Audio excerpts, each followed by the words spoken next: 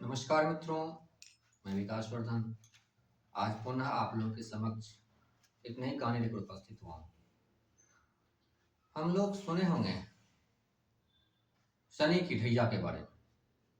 ज्योतिष शास्त्र में ऐसा है कि शनि की ढैया आती है तो लोगों को बहुत दुख देती है। इसी से संबंधित यह किस प्रकार से लोगों को दुख देती है या सुख देती है या इसका क्या मैकेनिज्म है, इसको समझाने के लिए एक प्रतीकात्मक कथा है, वो मैं आप लोगों के साथ शेयर करना चाहूँगा। एक बार की बात है, नारद ऋषि तपस्या करके लौटे। 1000 वर्ष की तपस्या करके वो वैकुंठ लोग जा रहे थे मिलने के लिए भगवान विष्णु से।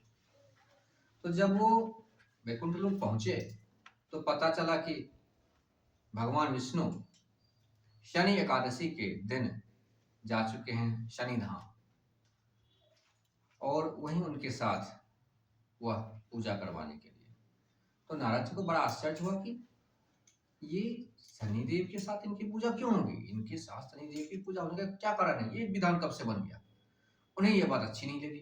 पहुंचे शनि धाम, देखे कि भगवान विष्णु माता लक्ष्मी बैठी हुई है और शनिदेव थे नहीं। उन्होंने कहा कि यह तो घोर अपमान है मेरे प्रभु का कि भगवान विष्णु और माता लक्ष्मी यहाँ बैठी हुई और शनिदेव यहाँ अनुपस्थित हैं।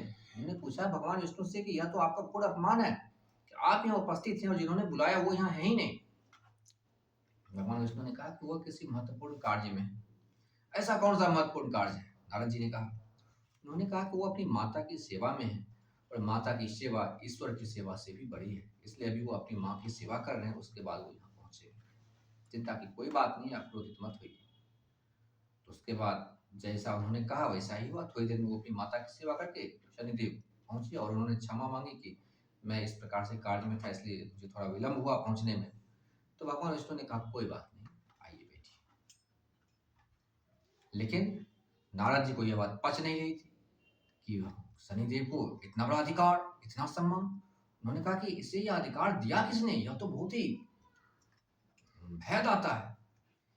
संसार में सब लोग इनसे डरते हैं। शनि की ढैया, 19 वर्ष की अंतरदशा, महादशा, यह सब तो बहुत अधिक दुखदायी है। इन्हें देवता किसने बना दिया और इन्हें कर्म फल दाता किसने बना दिया।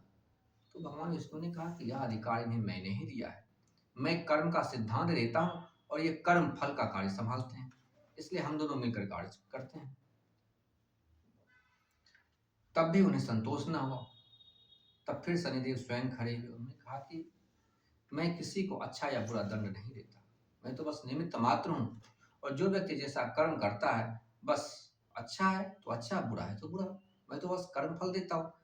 इसमें अच्छा और बुरा की कोई बात नहीं है। हमारा कोई इंटेंशन नहीं होता कि हम किसी को दुख दें, और हमारा कोई इंटेंशन नहीं होता कि हम किसी को ऐसा करें।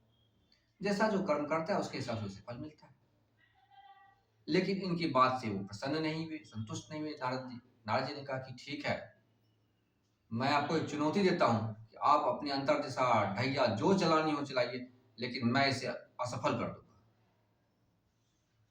तो शनिदेव ने कहा कि देखिए, अपने विचार को रखने का और उसे प्रमाणित करने का अधिकार सबको है, और अगर आप इसे विचार को प्रमाणित करना चाहते हैं कि आप कर्म फल का जो सिद्धांत है उसे अगर आप तोड़ देने की क्षमता रखते हैं, ऐसा लगता है कि हम कर्म फल के सिद्धांत को तोड़ देंगे, तो आप प्रयत्न करके देख लीजिए, आपकी यह चुनौती हमें स्वीकार है।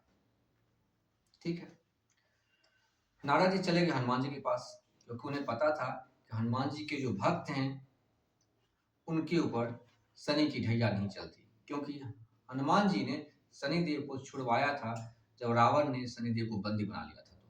तो उस वक्त शनिदेव ने कहा कि आपके जो भक्त होंगे उनके ऊपर मैं कुदृष्टि नहीं रखूंगा, अपनी दृष्टि नहीं रखूंगा। तो पहुंचे हनुमान जी के पास। उन्होंने सोचा कि हनुमान जी के ऊपर तो इनकी चलेगी नहीं। वहां पहुंचे तो थोड़ी देर में शनिदेव वहां पहुंचे। बोले अब यहाँ क्यों, किस लिए आ गए। बोले मैं हनुमान जी से मिलने आया हूँ, इनके ऊपर एक दिन की ढैया है, बस कल सूर्योदय से लेकर कल सूर्यास्त तक की। उन्होंने कहा इनके ऊपर ढैया, आपने तो कहा था कि इनके ऊपर ढैया नहीं। उन्होंने कहा था कि मैंने कहा था इनके भक्तों के ऊपर मैं ढैया नहीं लगाऊंगा, लेकिन इनके ऊपर तो लगेगी। तो हनुमान जी ने कहा कि देखिए, गलती तो जीवन में व्यक्ति से होता ही है। तो उन्होंने कहा कि आपसे कौन सी गलती होगी। उन्होंने कहा कि मैंने मेघनाथ का यज्ञ भंग किया था, और वह अनिवार्य था देव कार्य के लिए। अगर मेघनाथ का यज्ञ भंग नहीं करते उस वक्त, तो मेघनाद विजयी हो जाता और माता सीता को ही आत्महत्या करनी पड़ती, वहीं प्राण दे देती अशोक वाटिका में। इसलिए यज्ञ भंग करना आवश्यक था। यज्ञ भंग का पाप मैंने किया, उस पाप का दंड हमें भुगतना पड़ेगा। ऐसा कह करके उन्होंने जवाब दिया नारद जी को। फिर चले गए शनिदेव। अब अगले दिन से शनि की ढैया आरंभ होनी थी, सूर्योदय से लेकर सूर्यास्त तक। तो नारद जी ने कहा कि मैं आपको इससे बचाता हूँ। हनुमान जी ने कहा ठीक है, बताइए बताइए कौन सा उपाय है कि मैं इस ढैया से बच जाऊं। उन्होंने कहा कि आप ऐसा कीजिए, बहुत बड़ा पहाड़, उस पहाड़ को उठा लीजिए। पहाड़ को उठा लेने से क्या होगा कि पहाड़ के नीचे आप छिप जाएंगे और शनिदेव की जो दृष्टि है वो आप पर पड़ेगी ही नहीं, आप इसके नीचे रहेंगे, दृष्टि आप पे नहीं पड़ेगी। तो हनुमान जी ने कहा ठीक है, इसमें कोई बड़ी बात नहीं है, पहाड़ उठाने में मुझे क्या लगता है। उन्होंने क्या किया, अपना रूप विशाल किया और बहुत बड़ा पहाड़ उठा लिया और जय श्री राम का जप करते रहे। सुबह से लेकर के शाम तक पहाड़ उठाए रहे, शाम तक कुछ नहीं हुआ। हनुमान जी से बलिष्ठ व्यक्ति को क्या फर्क पड़ता है, पहाड़ उठाए हुए। उसके बाद फिर शाम हो गया, बोला कि अब हमारी विजय हो गई। सुबह से शाम हो गया, शनिदेव कुछ नहीं कर पाए। अब आप पहाड़ रख दीजिए। अब मैं घोषणा करता हूँ कि शनिदेव की पराजय होगी, उनका जो ये सिद्धांत था वो सिद्धांत खंडित होता है। तभी शनिदेव प्रकट हुए। उन्होंने कहा कि ऐसा तो नहीं है। हनुमान जी ने कहा कि मुझे तो अपने कर्म का दंड मिल गया। उन्होंने कहा वो कैसे। उन्होंने कहा कि शनिदेव ने उन्हें समझाया कि मेरे दूर रहने या पास रहने से नहीं होता है। जब किसी व्यक्ति के ऊपर हमारी दशा आरंभ होती है, वह व्यक्ति अपनी विवेक से काम करना छोड़ देता है और दूसरों की सुनने लग जाता है। वह अपने दिमाग से नहीं चलता, वह दूसरों के दिमाग से चलने लगता है। हनुमान जी स्वयं ज्ञानी हैं, लेकिन जब इनके ऊपर ढैया आरंभ हुई तो ढैया से बचने का उपाय आपसे पूछ लिए कि कैसे बचे, जबकि ये स्वयं महाज्ञानी है।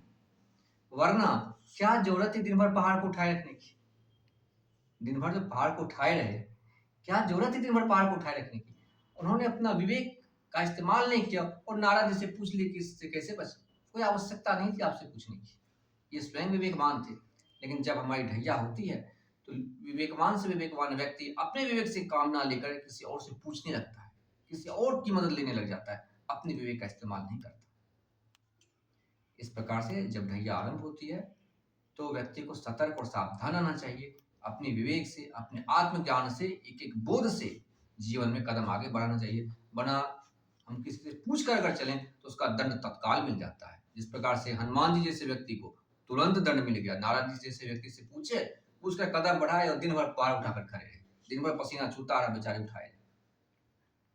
आशा करता हूँ मित्रों कहानी आपको समझ में आई होगी। कहानी समझ में आए तो वीडियो को लाइक कीजिए, अपने मित्रों के साथ शेयर कीजिए।